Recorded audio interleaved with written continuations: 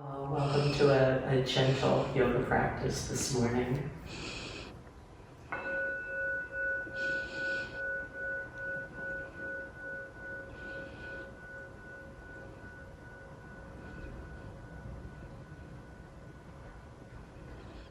And beginning with a few deep, full breaths here as we center, as we feel ourselves landing on the ground, on that sweet, sweet earth.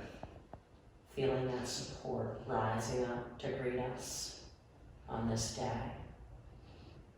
Softening the shoulders, the face, arms, hands.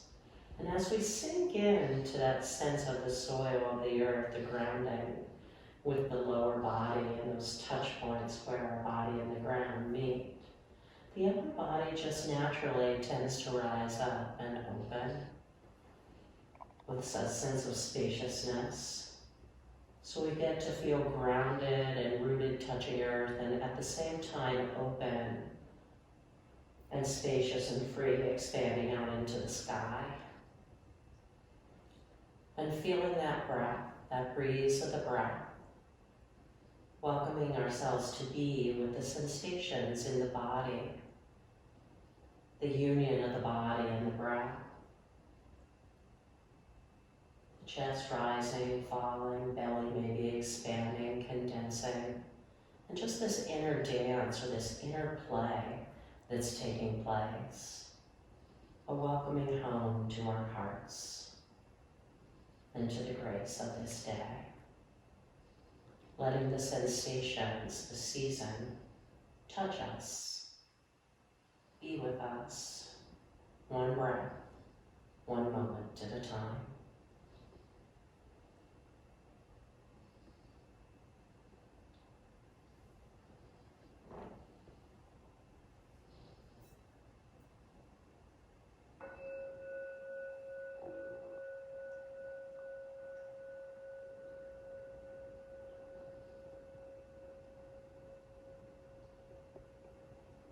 Then coming to a soft gaze, welcoming some light in, sensing that light. And then let's get right into some shoulder rolls. So following your body's wisdom this morning and just feeling and sensing the size of the circles. Maybe one arm at a time, flowing, moving. And follow the sensation as it weaves through the tapestry of your body. Feeling the breath all the while, breathing in, breathing out. And change the rotation of those shoulder circles. If you want to bring a little wrist movement in too. Starting to warm up our bodies for our practice. And then inhale those arms up overhead, palms touch. Exhale, arms sweep back down again or come through center. Inhale, arms up, palms touch. Either down through center or out. Welcoming this day, opening up to this day, gathering it, bringing it back. Then from here, let's shift off of the bolsters, off of our seated support for our meditation. Press those palms out of our road.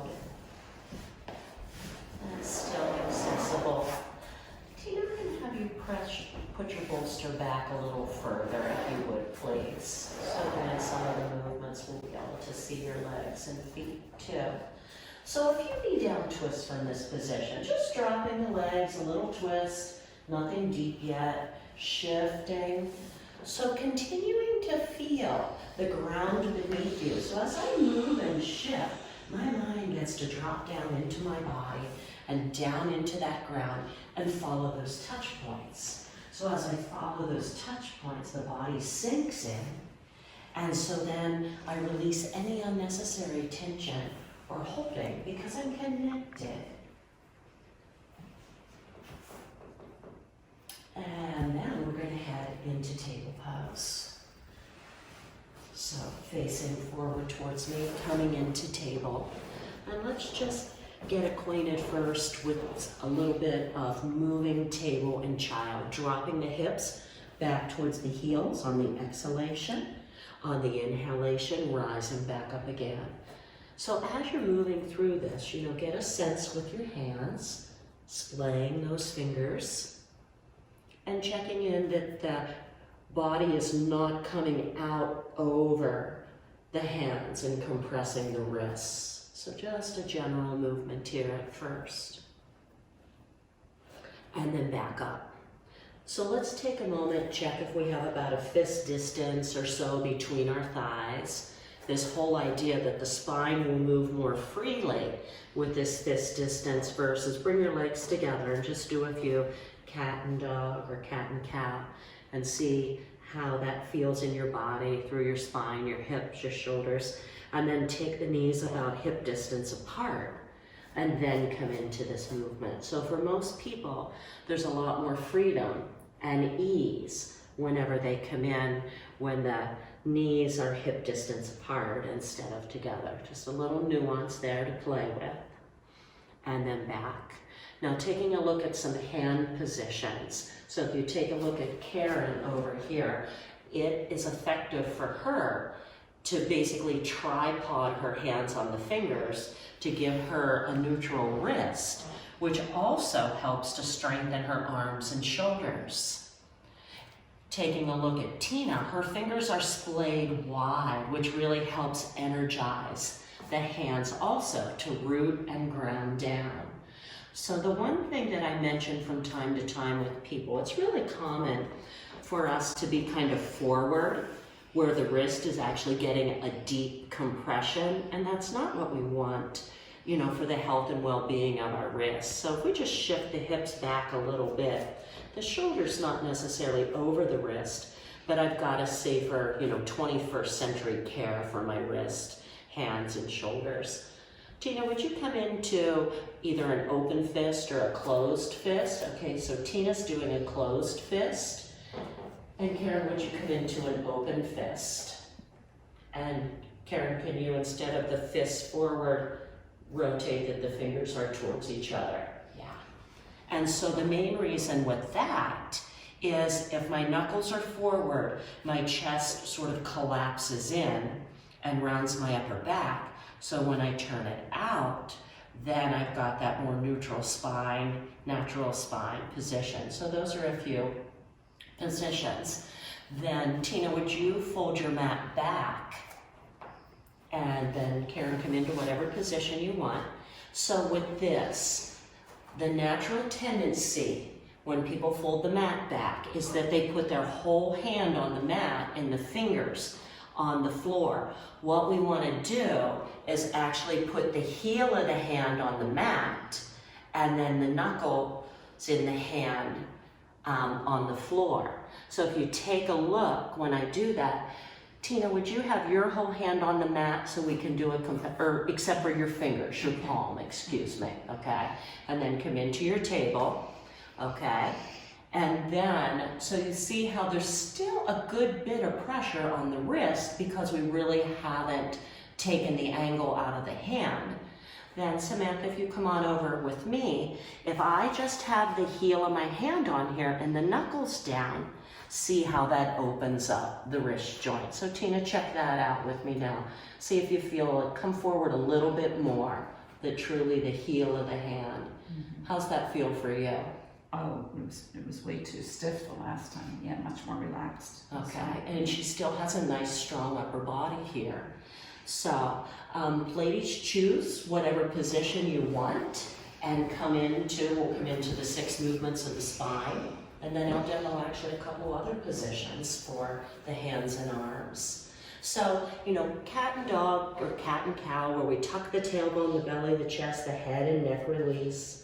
And then the tailbone lifts, belly drops, chest, and the head just travels along with the chest as it comes up. Exhaling as we tuck and squeeze the front of the body towards the back of the body. Inhaling as we release and open up the front of the body.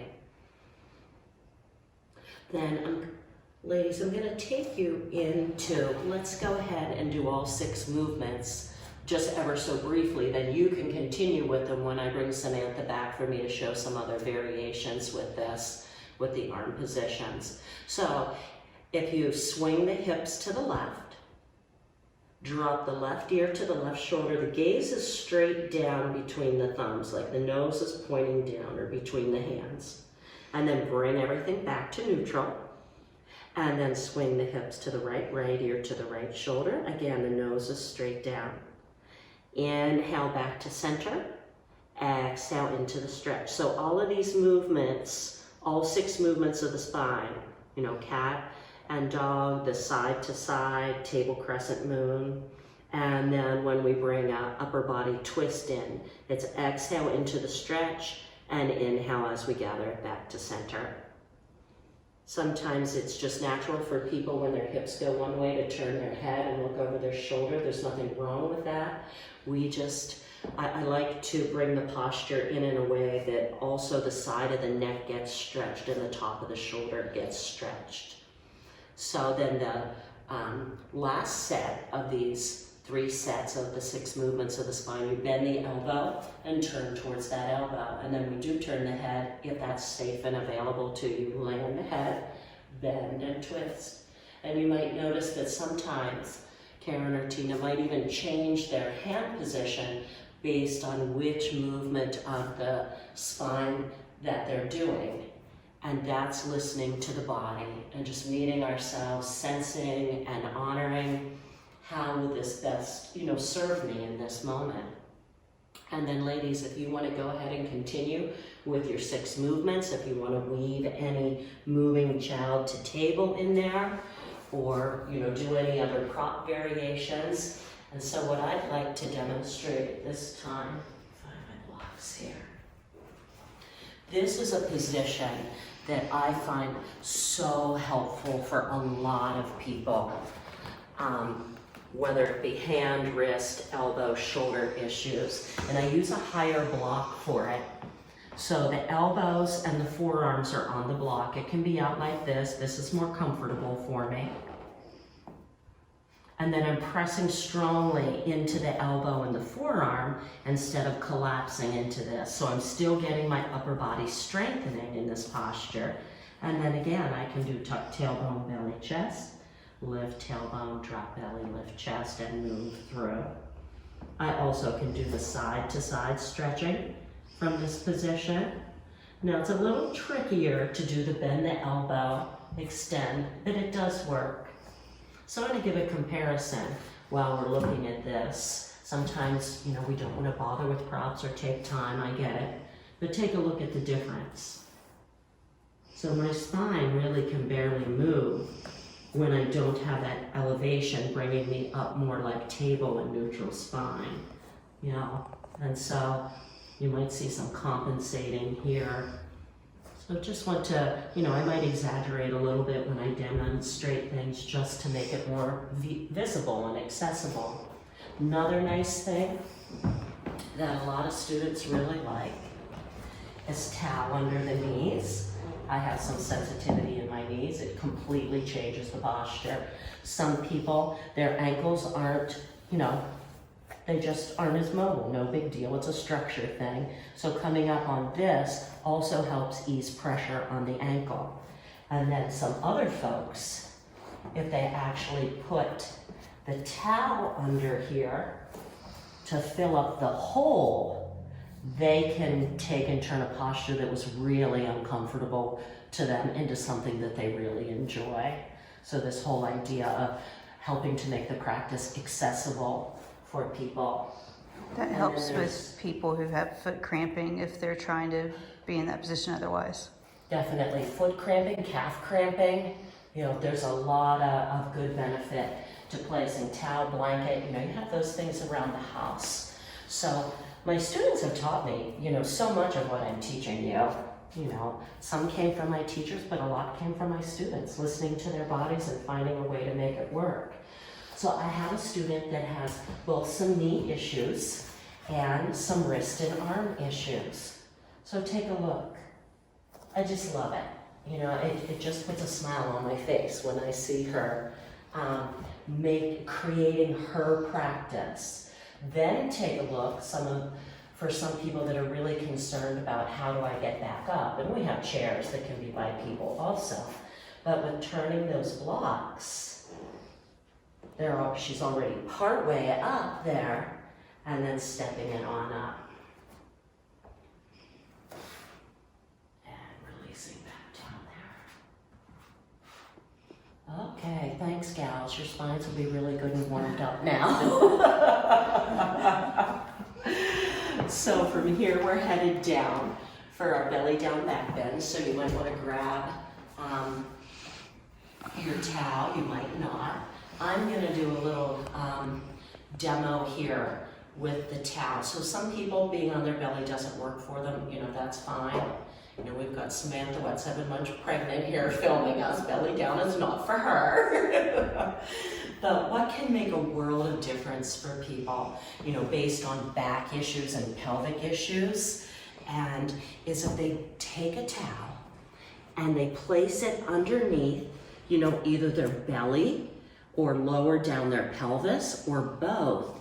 And what it does is instead of being belly down and creating a whole bunch of tension down here, it tips their pelvis a little bit and can actually give relief in through there.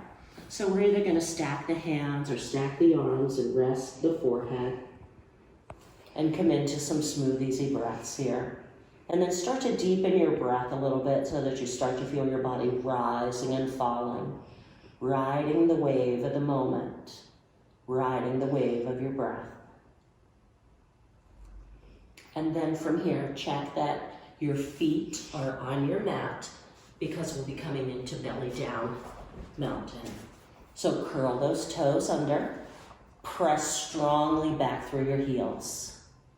Engaging legs, muscles wrapping all around the legs, and at the same time the calves get stretched. And then bend the knees, release the feet back down. And then continue here.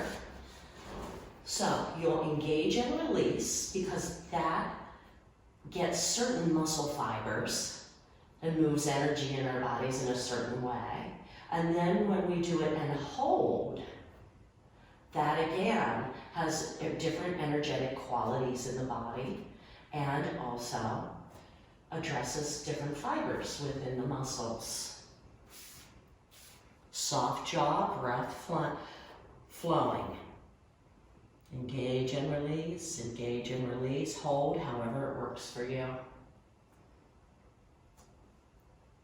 One of the beauties of this, if you notice with them, it's different with everybody. Some people, the lower legs come up. Some people, lower legs, knees. Some people, lower legs, knees, thighs. Some people, the pelvis even comes up. These ladies have been working with this for a while. You know, so we're not trying to get to any end point with it. Just, you know, experience it in our own bodies. And then go ahead and release. And take a few of those cleansing, pause, integrating breaths, receiving the moment. And then we'll come on up into Sphinx pose. So before coming into Sphinx pose, either draw your low belly in from your pubic bone to your navel, from one hip bone to the other hip bone across the front of the body. Also, another technique for doing that is pressing your pubic bone down towards the earth.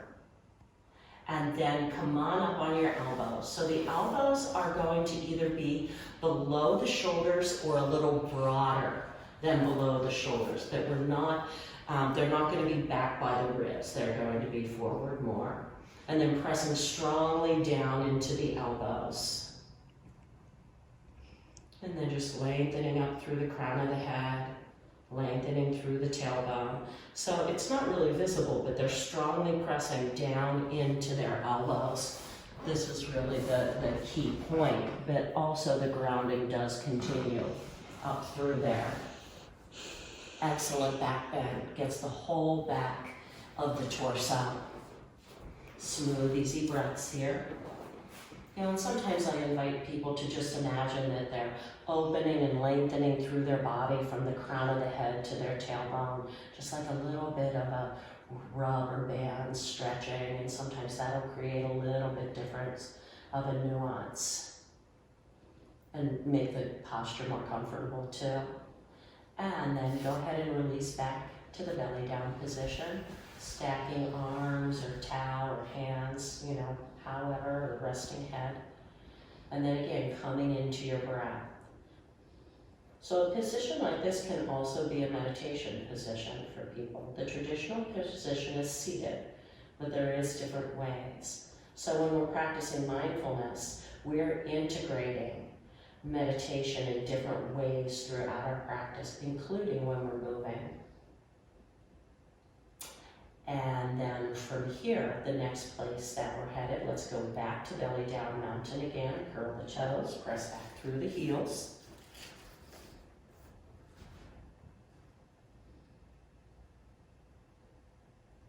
And then release. Take a breath or two.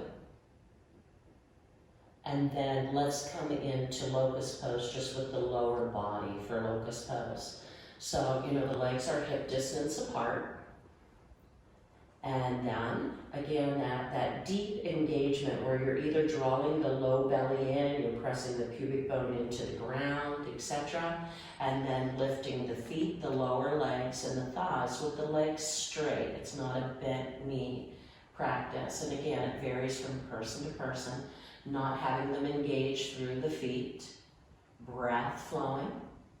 And at any time that you want to lower down, feel free to lower down, and we can approach any of the postures that we do with coming into them, releasing, coming into them, releasing, and then holding the posture. I didn't guide that in Sphinx pose when we were up on the elbows, but that also can take place, especially when we're earlier on with a new position, posture in our bodies. It's nice to in and out. And then release. A few smooth, easy breaths here. And then bend at the knees with the feet up towards the sky. And bring in some windshield wipering, whether you want both legs to go the same direction. And Tina, how about you do where the legs crisscross, like the ankles, and then the legs go back out. Both legs, there we go. Think about that one. That's fun too, to change it up. I always wonder with people when they do their windshield wipering, if it's the way their car windshield wipers work or not. I have not researched that yet. And then if you want, you can circle the feet around. This is actually really good for like elimination, to get things moving in those abdominal pelvic organs. It can be very comforting with some cramping too. And then when you're at a neutral phase of it, circle the legs the other way. And what I mean by neutral is that the legs aren't off center, that the hips are neutral, the legs are neutral when we change direction. That helps prevent injury. And also teaches the body about, coming back to center, coming back to neutral, and then release those legs. Some smooth, easy breaths.